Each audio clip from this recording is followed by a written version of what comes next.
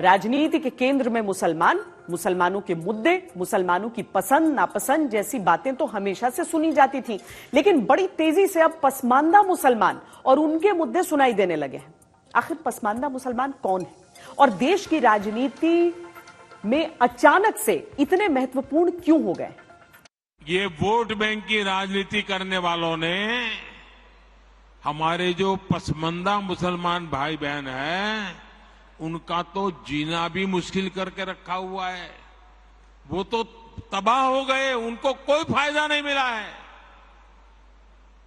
वे कष्ट में गुजारा करते हैं, उनकी आवाज सुनने के लिए कोई तैयार नहीं है।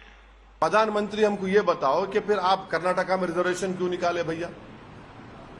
वही तो Pasmanda backward class of Muslims को मिल रहा था ना। मैं बहुत ही खुश हूंगा इस बात से, अगर हमारे प्राइम मिनिस्टर साहब जो है पसमानदा मुसलमानों के लिए कुछ करें। तो वो अभी जो इनको निकाला जा रहा है हिमाचल प्रदेश में, उसमें पसमानदा नहीं है, उसमें पसमानदा को एग्जेम्पशन कर दिया क्या? जो कहा गया कि 20 दिन में खाली कर दो, तो उसमें पसमानदा खाली ये कोई है प्राइम मिनिस्टर उनके प्रोटेक्शन के कुछ करेंगे। पसमानदा मुसलमान कौन है और क्यों उनका जिक्र चुनावी चश्मे से देखा जा रहा है, ये जानने से पहले देश भर में राज्यवार मुस्लिम वोटर्स की ताकत देख लीजिए। लक्षद्वीप 96.58%, केरल 26.56%, तमिलनाडु 5.86%, पुडुचेरी 6.05%, कर्नाटक 12.92%, आंध्र प्रदेश 9.56%, गोवा 8.33%, महाराष्ट्र 11.54%, छत्तीसगढ़ 2.02%, ओडिशा 2.12%, झारखंड 14.53%, पश्चिम बंगाल 27.01%, नागालैंड 2.47%, मणिपुर 8.40%, मिजोरम 1.35%, त्रिपुरा 8.60%, सिक्किम 1.62%, मेघालय 4.40%, असम 34.22%, अरुणाचल प्रदेश 1.95%, बिहार 16.87%, उत्तर प्रदेश 19.26%, मध्य प्रदेश 6.57%, राजस्थान 9.07%, गुजरात 9.67%, दिल्ली 12.86%, हरियाणा 7.03%, पंजाब 1.93%, उत्तराखंड 13.95%, हिमाचल प्रदेश 2.18% और जम्मू कश्मीर 68.31%। अब ये जो स्क्रीन पर देश भर में मुसलमानों के कुल आंकड़े आप देख रहे हैं, इनमें से 85% मुसलमान पसमानदा की श्रेणी में आते हैं और शेष 15% उच्च वर्ग के मुसलमान हैं, जिन्हें अशरफ कहा जाता है। पसमानदा शब्द उर्दू फारसी का है, जिसका अर्थ होता है पीछे छूटे या नीचे ढकेल दिए गए लोग।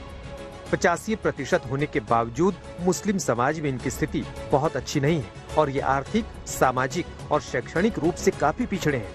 ज्यादातर पसमानदा ओबीसी के अंतर्गत आते हैं और ये अपने समुदाय के भीतर ही एक सामाजिक लड़ाई लड़ रहे हैं। इसे लेकर आंदोलन भी हो चुके हैं। मैं मुसलमान समाज की बात कर रहा हूँ। मुसलमान भाइयों में जो हमारे पसमानदा भाई बहन हैं, जो पिछड़े हुए हैं, मैं उनकी बात करता हूं। पसमानदा मुसलमान मोची होते हैं, भिस्ती होते हैं, जोगी होते हैं, लाल बेंगी होते हैं, भटियारा होते हैं, मिरासी होते हैं, दफाली होते हैं, मुकेरी होते हैं, मदारी होते हैं, जुलाहा होते हैं, लंबाई होते हैं, बेदा होते हैं, बामणिया भी होते हैं, छिया होते हैं, लहरी होते हैं, हल्दर होते हैं, सिकदर होते हैं, कितनी ही जातियां।